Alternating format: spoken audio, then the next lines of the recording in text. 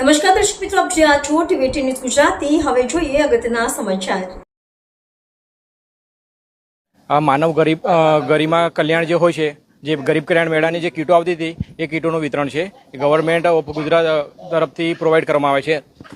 અને આ અલગ અલગ લાભાર્થીઓ જે હોય છે, જે ટ્રાઇબલ એરિયાના લાભાર્થીઓ હોય છે, તે લોકો અલગ અલગ એમના ડોક્યુમેન્ટ સબમિટ કરીને ત્રીજા ચોથા મહિનામાં ભરતા હોય છે. આ જે કીટ છે, કીટોમાં અલગ અલગ એમને અલગ અલગ રોજગાર પૂરો પડી રહે એ રીતે કીટો હોય છે. એમાં પમ્પલિંગની કીટ હોય છે, પછી સીવણ ક્લાસવાળી હોય છે, પછી અથાણા બનાવટની હોય છે, પછી ઇલેક્ટ્રિકવાળી કીટ હોય છે, પછી બીજી 8 થી 9 જાતની કીટો હોય છે. એ રીતે હોય છે.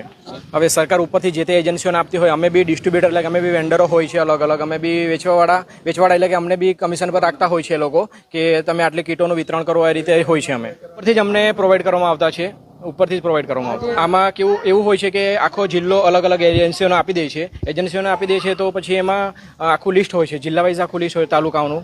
એમાં કવાડ છે, પાવીજેતપુર છે, એ રીતે લિસ્ટ હોય છે. એમાં લાભાર્થીઓના નામ પ્રમાણે હોય છે. તો પછી એને જે તે તાલુકામાં ડિસ્ટ્રીબ્યુટર હોય છે, ત્યાંથી એ લોકોને જે તે વેન્ડર એટલે કે જે તે ડિસ્ટ્રીબ્યુટર હોય છે તે ફોન કરે, તેની પર ડિપેન્ડ કરે છે તે ત્યાં જાય છે કે બીજા કને જાય છે, એ રીતે હોય છે. તો હવે ઉપરથી એજન્સીઓ પ્રોવાઈડ કરે તે પ્રમાણે હોય છે. આમાં અમારું કશું નહીં હોતું.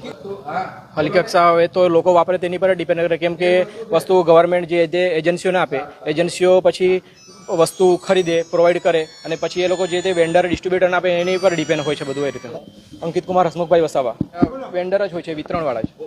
માનવ કલ્યાણ યોજનાના જે લાભાર્થીઓ છે પસંદગી પામેલા, એમને વિવિધ એજન્સીઓ મારફતે એક ટૂલકીટ આપવાની થાય છે. અને આમાં કોઈ ગરબડી હોય કે કોઈ પણ પ્રકારની હોય તેવી અરજદાર તરફથી અત્રેની કચેરીએ કોઈ રજૂઆત આવેલી નથી.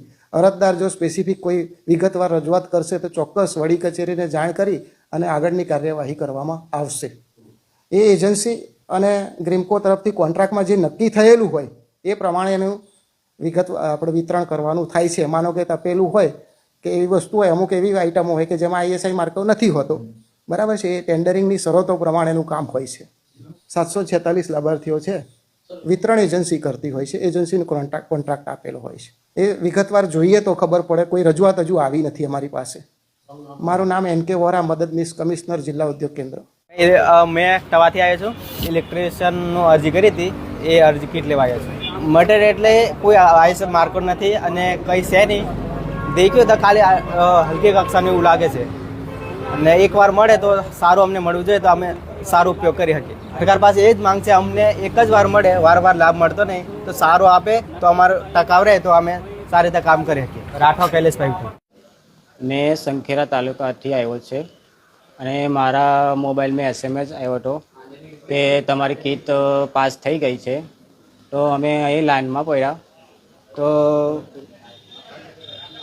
સાધન ડુપ્લિકેટ ચાલે છે, ISI વગરનું સાધન આપે છે.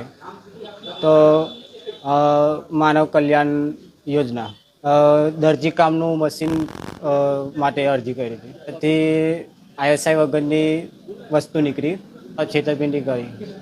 એ 20,500ની વસ્તુ હતી. 7,000ની વસ્તુ હશે. અને સરકાર પાસે તો કાર્યવાહી કંઈ કરે.